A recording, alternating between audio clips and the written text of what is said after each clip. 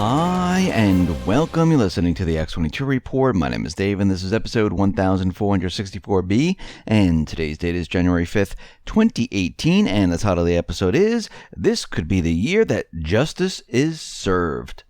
Now, before I get started, I just want to make an announcement. I uploaded an interview with Harley Schlanger. It is on the X22 Report Spotlight YouTube channel.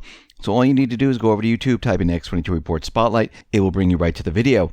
Or you can come over to the X22Report.com or NewSentinel.com site, scroll down a little bit, look over to your right-hand side, you'll see the video there. You can play it right on the site. Or go to Steemit, that is steemit.com/@X22Report, and you can play the interview right on Steemit. Let's get into the economic collapse, political and geopolitical news. Now, we've been talking about these investigations into the Russian collusion, the FBI and how they conducted the Russian collusion, the Clinton email scandal, the Uranium One scandal, the Clinton Foundation scandal, Fusion GPS, and everything is starting to come out now. And we're starting to see that a lot of these individuals, maybe they're going to be going to trial. Now, are they actually going to go to trial? We'll have to wait and see, but maybe there will be justice this year, because what we're seeing right now is that a lot of things are starting to happen. Representative Devin Nunes, chair of the House Intelligence Committee, is expanding his committee's investigation into the FBI and the Department of Justice in the handling of the ongoing probe into the alleged collusion between the Trump campaign and Russia. Now, according to the letter, Rosenstein has finally agreed to comply with a subpoena issued by the House Intelligence Committee last August to produce fully unredacted records of conversations that could shed light on accusations the FBI pursued the investigation in an unfair manner, which most likely they did. We also see that Nunes is going to be interviewing many different individuals. They're going to be interviewing Deputy Attorney General Bruce Orr, FBI Supervisory Special Agent Peter Strzok, former FBI General Counsel James Baker. We're going to see Sally Moyer, Greg Brower, and many, many others, where they're going to be bringing them in and talking to them. Also, the remaining approximately 9,500 text messages between the FBI Supervisory Special Agent Peter Strzok and his mistress, FBI Attorney Lisa Page, looks like they're going to be asking for all of this, and they're going to comb through that and see what is really in there. We also see the memos that Comey gave to Daniel Richman, which then gave to the New York Times. We're starting to find out that not just one of those memos was classified, but all of them were classified. How do we know this? Well, it looks like Judicial Watch Director of Investigations Chris Farrell, who has a signed declaration from FBI's Chief Freedom of Information Act officer, stating that yes, all the memos Comey had were all classified at the time they were written, and they remain classified. Therefore, Farrell points out that Comey mishandled national defense information when he knowingly and willingly leaked them to his friend at Columbia University. Now, Daniel Richman is going to be in trouble too, because he accepted classified information. And we see right now that Comey not only authored those documents, but then knowingly leaked them. And again, he should have been read his rights during the Senate hearing. Remember, Daniel Richman refused to hand over the memos to the Senate when they were asked. Remember during the Senate when they said, hey, can we get these memos? Do you have them? And of course, Comey arrived there with no memos whatsoever. He said his friend had the memos. Nobody else had them anywhere. He didn't give him copies. It makes no sense. And then they asked Daniel Richman to hand them over, and he refused to do so. This tells you something is going on here, and they're cracking down on all of it, and we might see justice this year. Because as they dig deeper, more information is going to come out. It looks like Manafort is going to be suing the Mueller investigation. And he's filing a civil lawsuit against Robert Mueller, Rod Rosenstein, and the Justice Department. The lawsuit promises to shut down the baseless and phony Mueller investigation. And what he's saying is that Mueller's investigation is completely outside of his scope as special counsel, which it is. He was looking at Russian collusion and he didn't find anything. And now he's just going off in all different directions.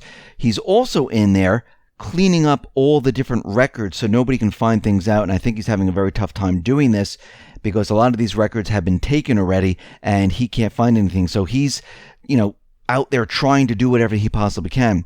Now, what's very interesting is that a federal judge struck down a request by Fusion GPS, to block the House Intelligence Committee from obtaining complete bank records in relation to their activities during 2016. Remember, they wanted the bank records. Fusion GPS is under the spotlight right now, and Fusion sought to invalidate a subpoena issued by Committee Chairman Devin Nunes, at which they tried to claim was issued illegally as well as a violation of the First Amendment. And U.S. District Court Judge Richard Leon struck down all 4 of Fusion's requests in his order. Now, if we look at this, we can see what they did. Judge Leon addressed each aspect of Fusion's request and why he disagreed, which is why it takes judges forever to write these things. Now, Fusion asserted that Nunes went rogue and issued the subpoena by himself, pursuant to no resolution by the committee. And he recused himself when he had Rep. Mike Conway temporarily take charge of the investigation. Therefore, Nunes had no authority to request Fusion GPS bank records. Judge said, well, yeah, that doesn't hold water. Nowhere in his press release did Chairman Nunes recuse himself from the Russian investigation. Instead, he simply designated another committee member to take charge of the investigation as permitted by the committee rules. Number 2, Fusion then requested that the judge narrow the scope of the release to exclude 10 law firms. Fusion also alleges that transactions with certain media companies, journalists, and businesses are not pertinent. Well, the judge responded to that, telling Fusion that the mere fact that the 2 law firms paid Fusion GPS for work related to Trump provides a reasonable basis to believe that Fusion's transactions with other law firms during the same time frame may reveal similar relevant information. Adding, the committee also has intelligence suggesting that Fusion directed Steele to meet with at least 5 major media outlets to discuss his work on the Trump dossier. It is thus reasonable for the committee to pursue records containing Fusion's transactions with various media companies and journalists to determine whether they too had involvement with the Trump dossier or with Russian active measures. Number 3, Fusion tried to suggest that if their bank hands over the records, it would infringe on Fusion's First Amendment rights to engage in free political speech, free political activity, and free association. And it would reveal the identity of its clients and thus would hinder them from contracting anonymously with Fusion in the future. Now the judge responded to that.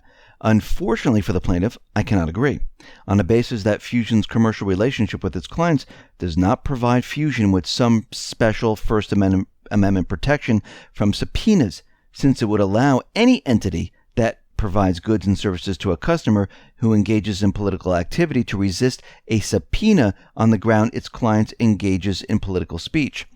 Lastly, Fusion tried to argue that turning bank records over to Congress would violate 12 U.S. Code Section 3401, Right to Financial Privacy statute, which prohibits banks from releasing customer records to a government authority, along with non-affiliated third-party personal information. The judge responded to that. Ultimately, I find both of the plaintiff's arguments to be without merit.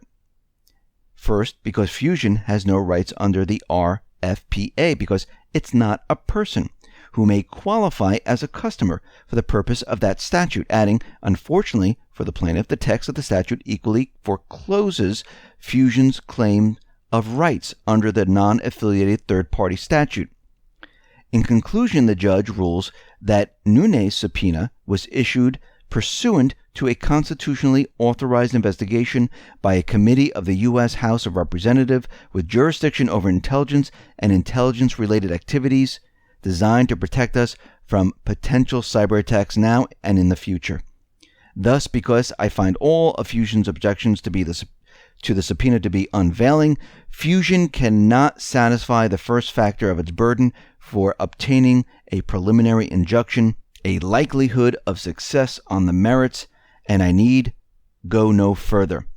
He said the plaintiff's motion must therefore be denied. And we can see that now these bank records are going to be released. They're going to comb through them, and they're going to find out who actually was involved on this. The walls are closing in around the cabal, around the Clintons, around everyone that is involved. And as we move forward here throughout this year, we're going to see more truth come out. And the corporate media is going to go crazy. They're going to have so many distractions to try to cover up what is going on. They're not going to report on this. We might even see the event of all events happen out in the Middle East or here in the United States. I would think in the United States to really cover all this up, because these individuals, they're not going down with the ship. They're going to do whatever it takes to cover all this up, because once they start digging in a little bit, they're going to find out so much information, it's going to make people's head spins. And people are going to start to realize what this country, what these people were doing in this country all along. That they've been lied to, that they've been scammed, and the whole system is corrupt. And people are going to pop. Remember when you started to learn the truth? Remember when you started to hear all this, how angry you got, how pissed off you were? Well, this is going to happen to a lot of people. They're not going to want to believe, because that's the first thing. I don't believe it. You're lying to me. It makes no sense. This can't be true.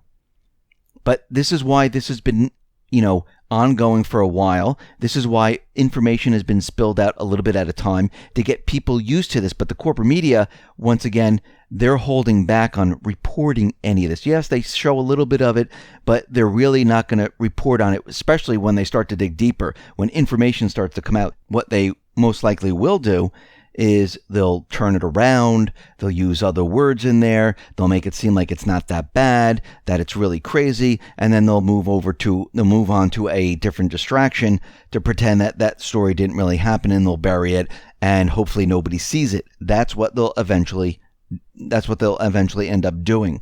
They do this every single time.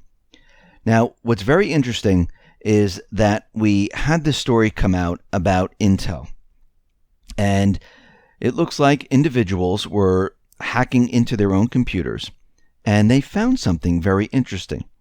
Daniel Gruss, he hacked into his own computer and exposed a flaw in most of the chips made in the past 2 decades by hardware giant Intel. He's 31 years old. He's an information security researcher and postdoctoral fellow at Austria's Graz Technical University, and he breached the inner sanctum of his computer CPU and stolen secrets from it. And until that moment, Gruss and his colleagues, Moritz Lipp and Michael Schwartz, had thought such an attack on the processor's kernel memory, which is meant to be inaccessible to users, was only theoretically possible. And he saw something very interesting. He saw his private website addresses from Firefox being dumped by the tool I wrote, and he said, I was really shocked about this. He said the processor was stealing information from his desktop. And one of them is called Meltdown. This is what he's calling it. And the other one is called Spectre. And what he's saying is that his passwords, his photos, anything that he had on there, guess what? It was going through the processor. Now, we need to remember that the CIA, they had code written into all of these chips. Remember, it was chip-based. And we know the phones have it, the computers have it. And what I think was just found was the intelligence agency's code, where they were stealing information, where they had access to anyone's system. And I think this was now exposed. All that talk about, spying and the CIA, the NSA, looking into our computers, into our phones, I think this was just revealed. Now, they're going to make it seem like, oh no, this was just a flaw, we were covering it up. I think Intel knew about it. I think they worked with the intelligence agency, and now I think this information is coming out now, and they don't know what to do with it. We see out in Nigeria, it looks like 700 civilians, including women and children, escaped from Lake Chad, and it looks like they were there at some type of work camp where Boko Haram was keeping them and making them work in this area, and they escaped. And remember, the Nigerian president came out and said, listen, we're beating Boko Haram, they're defeated, and it's starting to look like this is absolutely true. And if you notice, all these different groups are part of the same system. The paid mercenaries, the Islamic State, Al-Qaeda, Al-Sham, Boko Haram, they're all part of the same system. They're all part of the cabal's paid mercenary army. And this is part of the intelligence community. And we can see that they're being defeated in each one of these areas. We see right now that North Korea and South Korea, they've decided to speak to each other, which kind of throws out the United States, because South Korea and North Korea decided to have these talks without the United States being the arbiters of the talks.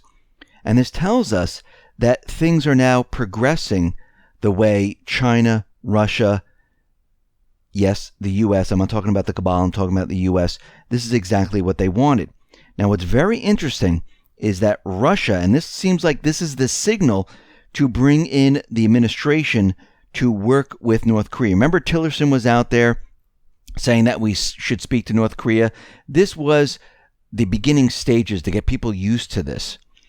And now we have South Korea speaking to North Korea, and we have the drills stopped for the Olympic period of time. All of this is happening for a reason, because Russia right now is saying, hey, listen, since North and the South are ready to speak to each other, this might be a really great time for the U.S. to join China and Russia, North Korea and South Korea in the talks. So it looks like they're inviting the U.S. into this position of being included in the talks. And we can see how this is all being played out right now, where the first part of peace is happening. And this is because Kim Jong-un is comfortable with his nuclear program and his missile program. Even though it's not the best and his missiles break up and things like that, and his nuclear weapons are not that powerful, he can still, push damage in certain different areas. And we can see right now the cabal is not going to like this whatsoever. And most likely they might try something. This is what we're watching right now. We see that Nikki Haley, the U.S., is out there and they're calling for this UN emergency meeting that we need to stop Iran. And Russia and China, slapped them down and said, no, this is an internal problem. The U.S. should not interfere whatsoever. And I think this is what's going to happen. But what we do see, which is very interesting, the Iranians, they are now marching. And they are condemning those individuals that have been rioting. And the protests against the rioters are larger than they've ever seen before. And it's happening in all different cities, where they're saying that these riots, these acts of vandalism in the country are not appropriate, that these people should be arrested and thrown in jail. And there's huge rallies where they're pushing this idea. And this tells us that the plan that the cabal had did not work. And this tells us that the cabal, again, is backed into a corner. North Korea is not going the way they want. They can't get the UN to do anything to interfere in Iran's internal problems. Ukraine, nothing really happening there as of yet. Something might happen. Syria, that looks like it's a lost cause unless something happens, which tells us that the cabal is getting ready to do something huge. Look what's happening with Fusion GPS. I mean, can you imagine when the bank records get handed over and they start combing through them and start naming names and finding out different information? Well, they're not going to let that happen. There's going to be some type of distraction. All of this is starting to all come together. The cabal is going to get very, very desperate right now, and we might see something happen that's going to be huge. Listen, everyone, thanks a lot for listening. Be well, be safe, and especially be prepared. Thanks a lot.